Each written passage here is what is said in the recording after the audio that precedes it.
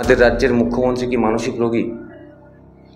Pseudo fantasy, ভুল নয়। শাসক দলের পক্ষ থেকে অবশ্যই বলা হবে সামাজিক ব্যাধি। ঘটনা ঘটছে একের পর এক ঘটনা, সামাজিক ব্যাধি। সত্যি কি সামাজিক ব্যাধি?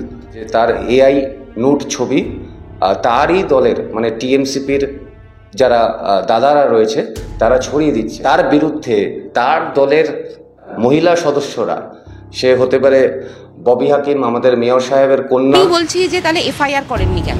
অতীন ঘোষের কন্যা। রাজন্যা যখন জানতে পেরেছে সেই মুহূর্তে দলের শীর্ষ নেতৃত্বকে প্রশাসনকে জানানো, সেটা মানে এক্সপেক্টেড, পরোক্ষভাবে সেই কাজকে, সেই কুকীর্তিকে বৈধতা দেওয়া। তার সত্যতা নিয়ে প্রশ্ন তুলে দিয়েছে।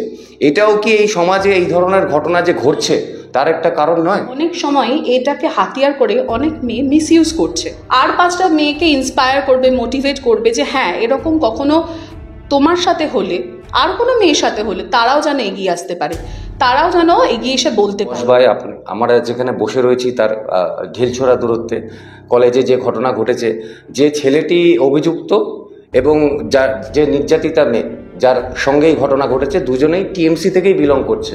অর্থাৎ এটা এমন একটা দল যেখানে নিজের দলের মহিলারাই নিজের দলের পুরুষের কাছে সেফ নয়। তো রাজনার পক্ষে তো ভয় খাওয়া স্বাভাবিকই। তো আমরা পরিবারেই সেফ নই, আমাদের দলগতভাবে এটা আমাদের লাভজনক বা দলের কথা ভেবে আমরা এটা করেছি, যেটা জনসমক্ষে বলাও যায় না, উচ্চারণ করা যায় না, এবং তার থাকার কথা ছিল জেলে। সে স্বমহিমায় ঘুরে বেড়াচ্ছে। আজকে যারা ভবিষ্যতের ধর্ষক তারা তাকে থেকে ইন্সপায়ার হবে না? তাদেরকে যদি জেলে বন্দি করা না হয়। আপনি নিজে একজন মহিলা, রাজ্যের মুখ্যমন্ত্রী একজন মহিলা, যখন এই ধরনের ধর্ষণের ঘটনা ঘটে, আমরা শুনেছিলাম ওনার মুখ থেকে যে খদ্দেরের সঙ্গে আলোচনায় কোনো সমস্যা হয়েছে বা লেনদেনের সমস্যা হয়েছে। কালিয়াগঞ্জের ক্ষেত্রে আমরা শুনেছিলাম যে লাভ অ্যাফেয়ার্স, প্রেমের সম্পর্ক ছিল। রাজ্যের মুখ্যমন্ত্রী এই ধরনের অন্যায় হলে যথাযোগ্য শাস্তির ব্যবস্থা যদি না করে এই ধরনের মন্তব্য করেন, এই বিষয়ে আপনি নিজে কি বলবেন? আপনি নিজে একজন মনোবিদ, নিজে একজন নারী। এই লিডাররাই তো তাহলে এই সমাজ অবক্ষয়ের জন্য দায়ী কিনা আপনার মনে হয়? নমস্কার, বিবিধ নিউজে আমি অমিত রয়েছি আপনাদের সঙ্গে এই মুহূর্তে। দেখুন, আলোচনা করতে এসেছিলাম একটি বিষয় নিয়ে। আরও একটি ঘটনার কথা শোনা যাচ্ছে, আইআইএম জোকা, সেখানেও নাকি ধর্ষণের ঘটনা ঘটেছে এবং মেয়েটি নাকি মনোবিদ। আমরা এসেছি মনোবিদদের কাছেই আলোচনা করতে যে এই আরজি করের পর কসবা এক এক করে ধর্ষণের ঘটনা। আরও একটি ঘটনা ঘটে গেল। শাসক দলের পক্ষ থেকে অবশ্যই বলা হবে সামাজিক ব্যাধি। সামাজিক ব্যাধি নাকি কি, এ বিষয়ে দিদির সঙ্গে আলোচনা করব। মৈত্রী মুখার্জি রয়েছেন আমাদের সঙ্গে। দিদি, বিবিধ নিউজে স্বাগত। ঘটনা ঘটছে একের পর এক ঘটনা, সামাজিক ব্যাধি। সত্যি কি সামাজিক ব্যাধি? প্রথম কথা হচ্ছে যে যখন আমাদের মেয়েদের উপর, নারীদের উপর কখনো এরকম অত্যাচার হয় বা নারীদের নিয়ে কোনো রকম কটু কথা, তাদেরকে অবহেলা করা, তাদেরকে বাজে মন্তব্য করা, এই ধরনের জিনিস আমাদের সামনে আসে, তখন এটা আমাদের বুঝতে হবে যে এটা আমাদের সমষ্টিগতভাবে ব্যক্তি মানুষের একটা মূল্যবোধের অবক্ষয় এবং তথা সমাজের অবক্ষয়। কারণ সমাজ মানুষদেরকে নিয়েই হয়। যে সমাজের যে প্রতিফলিত যেটা হয় সেটা সমষ্টিগতভাবে যে মানুষ যারা সেই সমাজটাকে এগিয়ে নিয়ে যায় তাদেরই কিন্তু প্রতিফলনটা আমরা দেখতে পাই। যখন কোনো সমাজে আমরা দেখতে পাই প্রচুর উন্নতি হচ্ছে, তার মানে সেই সমষ্টিগতভাবে সেই জনগোষ্ঠীর উন্নতি হচ্ছে। তো আমরা এক্ষেত্রে বলতে পারি যে আমাদের সমাজের মূল্যবোধের অবক্ষয় আমরা দেখতে পাচ্ছি, নৈতিকতার অবক্ষয় আমরা দেখতে পাচ্ছি। আমি এই কয়েকদিনের ঘটনা আমি বলছি। রাজন্না হালদার আপনি অবশ্যই চেনেন। তিনি একটি মারাত্মক অভিযোগ করেছেন যে তার এআই নুট ছবি তারই দলের মানে টিএমসিপির যারা দাদারা রয়েছে তারা ছড়িয়ে দিচ্ছে, এবং মেয়েটি একটি চ্যানেলে বসে রীতিমতো কান্নাকাটি করেছে, চোখের জল পড়েছে। আর তার বিরুদ্ধে তার দলের মহিলা সদস্যরা, সে হতে পারে ববি হাকিম, আমাদের মেয়র সাহেবের কন্যা থেকে শুরু করে অতীন ঘোষের কন্যা, সকলে মিলে তার যে কথা, তার সত্যতা নিয়ে প্রশ্ন তুলে দিয়েছে। এটাও কি এই সমাজে এই ধরনের ঘটনা যে ঘটছে তার একটা কারণ নয়? প্রথম কথা হচ্ছে যে আগে কোনো মেয়ে যদি তার উপর কোনো রকম খারাপ আচরণ হচ্ছে এরকম ক্লেম করা হতো, খুব সহজেই সেটা বিশ্বাস করে নেওয়া হতো। কিন্তু বর্তমানে দেখা যায় যে অনেক সময় এটাকে হাতিয়ার করে অনেক মেয়ে মিসইউজ করছে। তারা তাদের অন্য কোনো লক্ষ্যকে চরিতার্থ করার জন্য এই জিনিসটাকে ব্যবহার করছে, যেখানে ছেলেরা অনেকভাবে কিন্তু সাফার করছে। এটা বাস্তব দিক একটা সমাজের।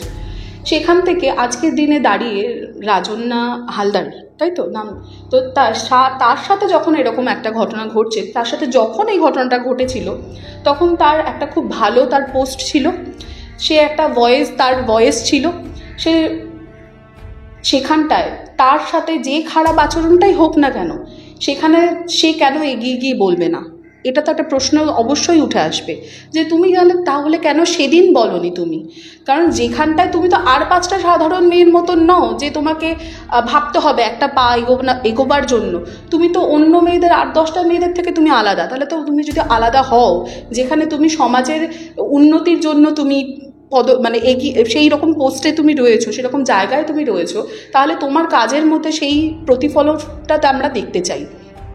তাহলে তোমার মধ্যে তো সেটা আমরা দেখবো যে তুমি একটা কোনো স্টেপ নিচ্ছ যেখানে তোমার সেই কাজটা আর 5টা মেয়েকে ইন্সপায়ার করবে, মোটিভেট করবে যে হ্যাঁ এরকম কখনো তোমার সাথে হলে, আর কোনো মেয়ের সাথে হলে তারাও যেন এগিয়ে আসতে পারে, তারাও যেন এগিয়ে এসে বলতে পারে। সেখানটায় তার সেই দৃষ্টান্তমূলক তার একটা উদাহরণ সেট করার কিন্তু অবশ্যই দরকার ছিল।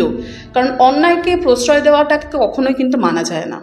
অবশ্যই অন্যায়কে প্রশ্রয় দেওয়া মানা যায় না। আপনি জানেন কিনা আমি জানি না, এই যে কসবায় আমরা যেখানে বসে রয়েছি তার ঢিলছোড়া দূরত্বে কলেজে যে ঘটনা ঘটেছে, যে ছেলেটি অভিযুক্ত এবং যার যে নির্যাতিতা মেয়ে যার সঙ্গেই ঘটনা ঘটেছে, দুজনেই টিএমসি থেকেই বিলং করছে। অর্থাৎ এটা এমন একটা দল যেখানে নিজের দলের মহিলারাই নিজের দলের পুরুষের কাছে সেফ নয়। তো রাজনার পক্ষে তো ভয় খাওয়া স্বাভাবিকই। সবার প্রথম বলি, আমাদের মেয়ে বলে নয়, আমি এখানে বলবো সেক্সুয়াল অ্যাবিউসমেন্টের ক্ষেত্রে শুধুমাত্র মেয়েরা সাফার করে এরকম নয়, কিন্তু ছেলেরাও সাফার করে। আর শুধু অ্যাডাল্ট পার্সন নয়, বাচ্চারাও করে। এবং সব থেকে বড় কথা, সেটা সবসময় দেখা যায় সেটা পরিবারের দিক থেকে আসে। তো আমরা পরিবারেই সেফ নই। এবার কথা হচ্ছে দল, আমরা যে প্রেক্ষাপট থেকে কথা বলছি, রাজনৈতিক যে দলের কথা বলা হচ্ছে, সে রাজনৈতিক দলের ক্ষেত্রে সেই দলেরই কোনো মানুষ তার সাথে এরকম আচরণ করেছিল। এবার কথা হচ্ছে যে আমি মনে করি রাজনৈতিক দল কেন, যেখানেই এরকম কোনো কাজ হোক না কেন, একটা ছোট বাচ্চার সাথে যদি হয়, সে হয়তো জানে না আমাকে কি করতে হবে। কিন্তু আজকে সেই বাচ্চাটা কিন্তু একজন অ্যাডাল্ট পার্সন হয়েছে, সে প্রাপ্তবয়স্ক মহিলা হয়েছে, সে জানে এবং এরকম একটা জায়গায় রয়েছে যে সমাজের বিভিন্ন উন্নতির ক্ষেত্রে সে একটা ছাপ ছেড়ে যেতে পারে, এরকম একটা জায়গায় রয়েছে। সেখানটা দাঁড়িয়ে তার দল কেন, তার যেখান থেকেই হোক না কেন, তার সাথে যদি খারাপ আচরণ এই ধরনের অন্তত করে থাকে, তাহলে অবশ্যই তাকে স্টেপ নেওয়া দরকার। যদি স্টেপ সে না নিয়ে থাকে, অন্যায়কে সে প্রশ্রয় দিয়ে থাকে, তাহলে অনেক সময় দেখা যায় কি, অনেক সময় এরকম ধরনের আমরা রাজনৈতিক দলের ক্ষেত্রে বা নেতাদের ক্ষেত্রে আমরা দেখেছি যে অনেক সময় অনেক কোনো কাজ করে বা ডিসিশন নিয়ে থাকে, যে ক্ষেত্রে বলা হয় যে আমাদের দলগতভাবে এটা আমাদের লাভজনক বা দলের কথা ভেবে আমরা এটা করেছি। সবসময় কিন্তু সেটা বললে চলবে না। আমাদের ভাবতে হবে দল আগে না আমার সমাজ আগে। আজকে যে আমার সাথে এরকম হচ্ছে, কালকে আরও 5টা মেয়ের সাথে হতে পারে। আজকে আমি যদি এগিয়ে না আসি, তাহলে আর 5টা মেয়ে কী করে এগিয়ে আসবে? আমাকে দেখেই তো আর 5টা মেয়ে সাহস পাবে অন্যায়কে প্রতিবাদ জানাবার জন্য। সব ঠিক, কিন্তু কারা করছে আমি জানি না। আপনি কিছুদিন আগে একটা অডিও, অনুব্রত মণ্ডলের নাম আপনি শুনেছেন? অবশ্যই। কিছুদিন আগে একটা অডিও বেরিয়েছে, আপনি শুনেছেন ভালো মতো? না, ভালো করে শুনিনি, বলো। অত্যন্ত কদর্য গালাগাল, যেটা জনসমক্ষে বলাও যায় না, উচ্চারণ করা যায় না, এবং তার থাকার কথা ছিল জেলে। সে স্বমহিমায় ঘুরে বেড়াচ্ছে। আজকে যারা ভবিষ্যতের ধর্ষক, তারা তাকে থেকে ইন্সপায়ার হবে না? তাদেরকে যদি জেলে বন্দি করা না হয়? আমরা এরকম বহু ব্যক্তিত্বকে দেখে থাকি চলাফেরা করতে গেলে, যে অনেক আমরা দেখছি যে অন্যায় হচ্ছে, অন্যায় করছে, তা সত্ত্বেও আইনের ফাঁকফোকর দিয়ে তারা কিন্তু বাইরে রয়েছে। যেখান থেকে আমাদের অনেকেই ভাবে যে না, যেভাবে হয়তো আমাদের ছোটোবেলা থেকে আমরা শিখে এসেছি যে আমাদের এগিয়ে যাওয়া উচিত, সৎ পথে এগিয়ে যাওয়া উচিত, ভালোভাবে চলা উচিত, ভালো কথা বলা উচিত, সেই মোটিভেশনটা কোথাও এই প্রজন্মে কিন্তু নষ্ট হচ্ছে।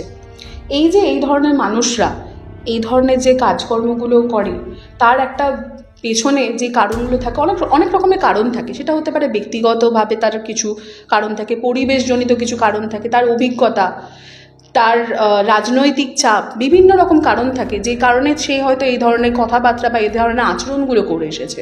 কিন্তু সেই যে আচরণটা, সেই আচরণগুলো যে পরবর্তী যে আমাদের যে এখনকার যে জেনারেশন, সেই জেনারেশনের উপরে কিন্তু একটা বহুলাংশে ছাপ ফেলে যায়, যে আমরা কি তাহলে শিখছি, আমরা কোন দিকে এগোবো। আমি বলছি, আপনি নিজে একজন মহিলা, রাজ্যের মুখ্যমন্ত্রী একজন মহিলা। যখন এই ধরনের ধর্ষণের ঘটনা ঘটে, আমরা পার্ক স্ট্রিটের সময় দেখেছিলাম, শুনেছিলাম ওনার মুখ থেকে যে খদ্দেরের সঙ্গে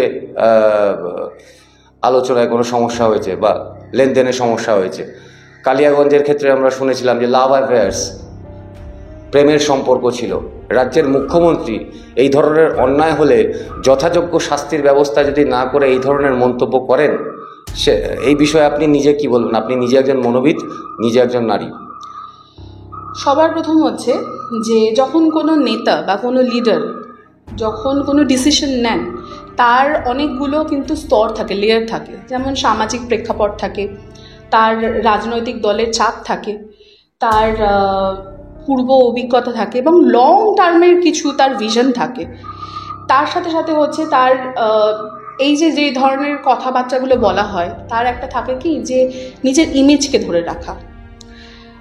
ইমেজটাকে ধরে রাখার জন্য আমি এমন কোনো কিছু কথা বললাম যে আমি আমার যে কাজটা করছি সেটা যে জাস্টিফাইড, সেটাকে বোঝাবার জন্য, এবং আমি যে নিয়ম কানুনকে তৈরি করেছি সেটা আমি ভুল নয়, সেটাকে বোঝাবার চেষ্টা করা। সবসময় এটা নয় যে আমি প্রতারণা করতে চাইছি। অনেক সময় এরকম দেখা যায় যে ডিফেন্স মেকানিজমের কাজ করে, নিজেকে বাঁচাবার জন্য কোনো কথা বললো, যেটাকে বলা হচ্ছে সুডো ফ্যান্টাসি বলে, যে আমি এমনভাবে কথাগুলো বললাম যেন মনে হবে এটাই বাস্তব, এবং বলতে বলতে সে অনেক সময় সেটাকে বিশ্বাসও করতে থাকে। আমাদের মনস্তাত্ত্বিক ভাষার কথা বলছি। তো সেখানটায় এইভাবে বলতে বলতে সে নিজেও ব্যক্তি ভাবে যে আমি যেটা বলছি ওটাই ঠিক, বোধহয় এটাই ঠিক, এবং এমন সেই কনভেন্স, উল্টো দিকে মানুষদেরকে কনভেন্সও করে ফেলতে পারে যে হ্যাঁ এটাই ঠিক। এটা হচ্ছে অনেকটা হচ্ছে সেলফ ডিফেন্সের জন্য, যে নিজেকে ডিফেন্স করার জন্য। আর একটা কারণ থাকে যে অনেক সময় নেতাদের থাকে কি যে একটা ঘটনা ঘটে গেছে, আমাকে ইনিশিয়ালি ওই জিনিসটাকে ম্যানেজ করতে হবে, নাহলে একটা বড় সংখ্যক জনগণ হয়তো মানে তারা ক্ষেপে যেতে পারে, বা ওই সময়টাকে অত বড় জনগণটা যাতে তাদেরকে ম্যানেজ করা, সেটা করার জন্য অনেক সময় কিছু প্রতিশ্রুতি দেওয়া, সেখানে নৈতিকভাবে যেটা কঠোরভাবে সেটা হ্যান্ডেল করা উচিত, হয়তো সেই নেতা বা লিডাররা অনেক সময় সেটা না করে একটা আপোষজনক সিদ্ধান্ত নিয়ে থাকে বা আপোষজনক কথাবার্তা বলে থাকে। যে অনেক সময় দেখা যায় এরকমও আমরা দেখেছি। এই লিডাররাই তো তাহলে এই সমাজ অবক্ষয়ের জন্য দায়ী কিনা আপনার মনে হয় না? অবশ্যই সমাজ অবক্ষয় এবং তাদের একটা বড় হাত থাকে। আমরা তাদেরকে একটা বড় দায়িত্ব দিয়েছি, যারা আমাদের সমাজের দায়িত্বটাই তো আমরা একটা বড় জায়গায় দিয়েছি। প্রত্যেকটা মানুষেরই সমাজের দায়িত্ব রয়েছে, কিন্তু আমাদের সবাইকে আমাদের নিয়ে সে যাতে ভালোভাবে যেতে পারে, তার একটা তো বড় কাণ্ডারি তাকে আমরা বসিয়েছি কাণ্ডারির জায়গায়। অবশ্যই তার দায়িত্ব রয়েছে, এটা তো অস্বীকার করার নয়। একদম শেষ প্রশ্ন, দর্শকদের একটা প্রশ্ন দিয়ে করব। দর্শকদের তরফ থেকে আমি প্রশ্নটা নিয়ে এসেছি, আমাদের রাজ্যের মুখ্যমন্ত্রী কি মানসিক রোগী? প্রথম কথা হচ্ছে যে কোনো মানুষকে সামনাসামনি তাকে বিশ্লেষণ না করে মানসিকভাবে এই কথাটা বলা যায় না যে সে মানসিক রোগী বা রোগী নয়। তার যে কাজ, তার যে সিদ্ধান্ত, সেই সিদ্ধান্তগুলো অনেক সময় হতে পারে যে আমার মতো বিরোধ হচ্ছে, আমি যেভাবে আমি ভাবছি আমার ভাবনা চিন্তার সাথে মিল হচ্ছে না, কিন্তু তার মানে এটা নয় যে সে মানসিক রোগী। এটা বলাটা বোকামি হবে। আমি বোঝাতে পারলাম যে সেই ক্ষেত্রে আমাদের মনস্তাত্ত্বিক ভাষায় যেটা বলে যে রাদার দ্যান আমাদের সমাজে যে সমস্যাগুলো রয়েছে সেই সমস্যার সমাধানমূলক দিকগুলো কিভাবে নিয়ে যেতে পারি আমরা, এবং আমাদের যারা আমাদের কাণ্ডারি, সে আমাদের মুখ্যমন্ত্রী হোক, যেই হোক, এবং সেই জায়গাটা যেই থাকুক না কেন, সেই যাতে সেটা নিয়ে যেতে পারে। আমাদের মূল লক্ষ্য তো এটাই, যে আমাদের যেন সমাজ সুষ্ঠুভাবে এগিয়ে যেতে পারে। আমাদের যে ভুল ত্রুটি, আমাদের যে অতীতের ভুল ত্রুটি, সেই ভুল ত্রুটিকে যেন আমরা বিচার করে, বিশ্লেষণ করে আমরা নিজেদেরকে শুধরে নিয়ে আমরা এগিয়ে যেতে পারি।